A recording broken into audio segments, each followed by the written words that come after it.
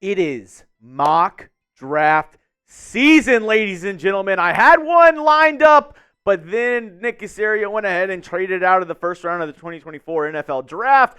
So I went ahead and made a new mock draft coming up on today's show. And another thing that the trade kind of messed up, I was going to do a mock draft video with all of your mock drafts that y'all sent me, but all of those, crumple it up and throw it in the trash because they all have the Texans having a first-round pick. So let's try this out one more time. Everybody at home, whip out your mock. DM me your mock drafts on Twitter for a chance to get on the show. The best ones I'm going to highlight and do a Texans fans mock draft recap. So PFF, PNN, whatever, or PFN, whatever system you use, all fine. Send me a screenshot of your mock draft to get featured on the show.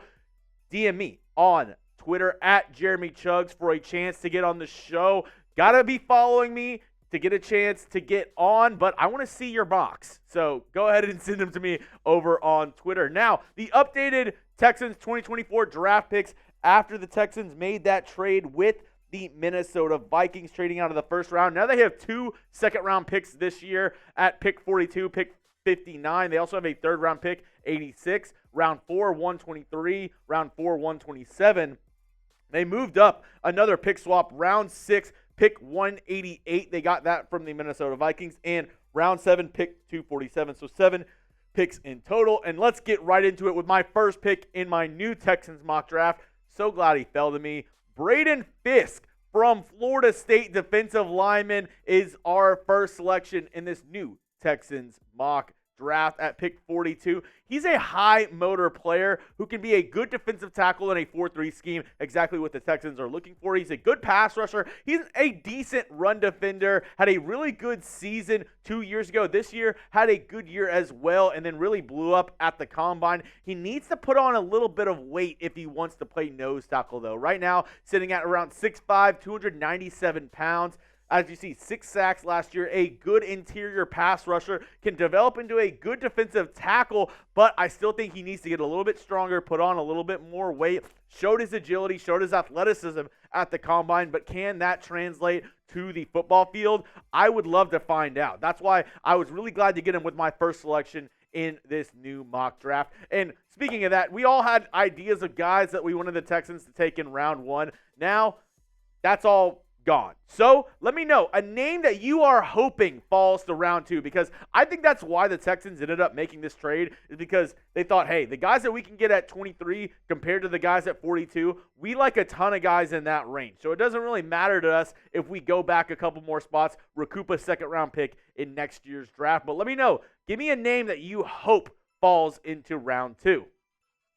My next pick in round 2, can't believe this guy fell to me as well, Xavier Legette, wide receiver from South Carolina. Another really good threat for quarterback C.J. Stroud. Xavier Legette, he has great athleticism and size. He's a good yard after catch guy and a deep ball threat. He's a late bloomer. Only one great season out South Carolina, and he needs work as a route runner. But he shows a lot of promise, great size and athleticism from Xavier Legette. But as I just said, he's a late bloomer. Only had one good year at South Carolina. So I think that's why he might fall down some draft boards. We see what he did in 2023. I mean, fantastic. 71 receptions, over 1,200 yards, 7 touchdowns, 17.7 yards per catch. But in 2022, only had 18 receptions, 167 games, 2 touchdowns, 9.3 yards per catch. And you might be thinking, oh, maybe he got injured. Maybe he didn't play as much.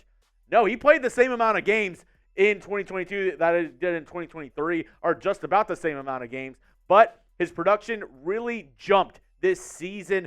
Do the Texans or other teams kind of look at that and be like, oh, well, maybe was it just a flash in the pan? Was it just 1 year? That's why I think he fell a little bit in this mock draft. But I was happy to take him with the second-round pick at number 59. Now, maybe the Texans' biggest need, and going back to my first pick, round 2, pick 42, all the corners that I wanted were off the board, so I went best player available in Braden Fisk. Round 3, I was like, you know what? We need to get a cornerback, and luckily, this was one of the top guys on the board, Max Melton, cornerback from Rutgers. He has good size and speed at the corner position.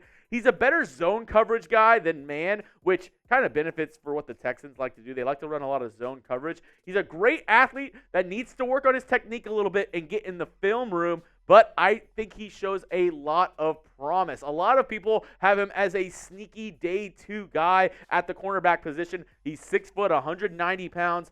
Really good athleticism, ran really fast at the combine, 32 tackles, 3 interceptions, 6 pass breakups from this past season. So I really like the idea of getting a Max Melton type player in round 3. A good value here if you're asking me, in my opinion, in this mock draft. We'll get to more in just a moment, but we are the #1 channel for the Houston Texans here on YouTube, giving you the best draft coverage on YouTube. So hit that sub button. Make sure you go to youtube.com/TexansTV if you want to stay up to date with everything going on around the Houston Texans. When they make a draft pick, we're going to make a video about it. We're going to break it down for you. Every single pick of the 2024 NFL Draft, I got you covered. Hey, it's 100% free. Hit that sub button. If you don't like it in a week, you can unsubscribe. But let me prove to you why we are the #1 Texans channel on YouTube. Go down and hit that sub button for free Texans videos.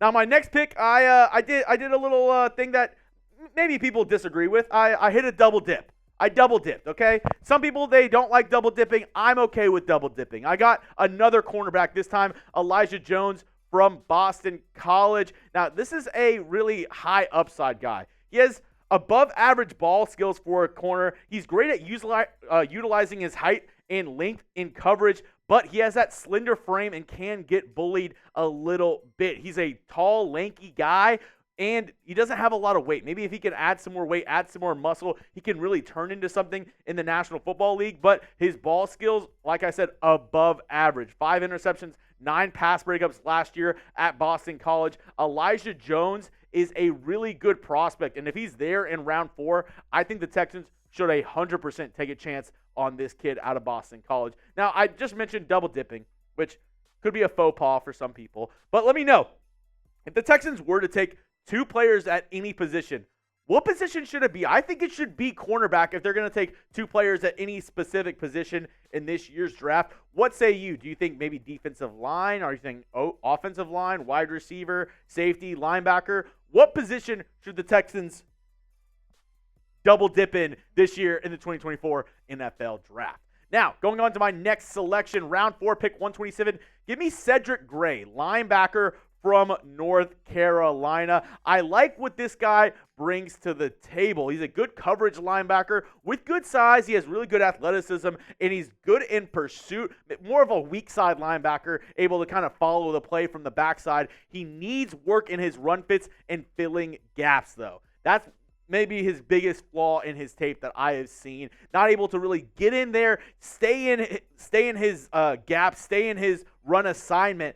Kind of gets lost, gets washed sometimes. That's one thing that I really like to see from Cedric Gray at the next level if the Texans are going to take him in this year's draft. But I do like where he's at for a linebacker prospect right now. And if there's anybody that can coach up a linebacker, if there's anybody that can get the best out of a linebacker, isn't it DeMeco Ryans, a former linebacker, defensive specialist, defensive-minded head coach for the Houston Texans? That's why I don't mind going linebacker later in the draft, because I think DeMeco in his scouting department really are able to evaluate these linebackers and get exactly what DeMeco wants for a linebacker in his system. That's why I took Cedric Gray, pick 127. Now, going to round 6, pick 188, I found a guy who was slipping a little bit. I know Texans, they were able to trade for Joe Mixon, but I still want to see them add another running back. And why not get a guy like Cody Schrader in round 6? He's a small school guy who ended up walking on at Mizzou and dominated against some of the best competition in the SEC. He's a strong runner who's hard to bring down and has really good vision. The size is a concern, and he has, I would say, average athleticism. He's a good athlete, but he's not somebody who's going to wow you for his size. And coming up, you're about to see what I'm talking about. He's listed at 5'9". And let me tell you a little secret. If you're listed at 5'9" at a college, you're not 5'9". He's 5'8" and a half at most, in my opinion, 214 pounds. But he is kind of that stocky build, kind of like a Maurice Jones-Drew, one of those stocky, smaller running backs that is really hard to bring down. 276 carries, over 1,600 yards, 14 touchdowns in the SEC. That's not light work for a running back in the SEC in today's day and age. So Cody Schrader, I like him as a prospect, a little bit smaller of a guy, but you take a gamble on a guy like this in round 6 because it's the later rounds. You're hoping to find diamonds in the rough. You're hoping to find some hidden gems in the draft. So Cody Schrader was my pick at 188. Now going to round 7, same thing I just said about Cody Schrader. You're looking for diamonds in the rough. You're looking for guys who could maybe pop off the page. And I know what you're thinking, Jalen Green. No, it's not this Jalen Green. Even though, shout out to you, Jalen Green. He has been popping off. If you've been following the Rockets, he has been absolutely electric. Scored 42 the other night against the Wizards. Jalen Green, do your thing, young man. But I'm not talking about this Jalen Green. I'm talking about Jalen Green, defensive end from James Madison. He's put up some insane sack numbers this season. He's a project player. And with the last pick that the Texans have, that's kind of what you're looking for, a project player, somebody who maybe can develop into a starter for you. He's an undersized edge rusher from a small school, but, I mean, look at the numbers he put up this past season. 15.5 sacks, 2 forced fumbles, 50 tackles. Jalen Green is a guy who I'm willing to take a chance on in the later rounds. So give me Jalen Green with the Texans' last pick in this draft. So this is what ended up being my mock draft from PFF. I took Braden Fisk with the Texans' first pick, then Xavier Legette, Max Melton, Elijah Jones, Cedric Gray, Cody Schrader, and Jalen Green. These are my picks. PFF gave me a B+, but I don't give a shit what PFF says. I want to hear from you folks at home. So go down and grade my mock draft, A, B, C, D, or F. Let me know what you think about my mock in the comment section. And don't think I forgot. I want to see your mock. Go down and follow me on Twitter at Jeremy Chuggs. DM me your mock drafts because I want to get the best Texans fans mock drafts to put in a video going out maybe next week on the channel. So if you haven't already, go to PFF, go to PFN, one of these websites, and make a mock draft. Screenshot me a picture of it, send it to me on Twitter, and you might see your mock draft on the channel next week.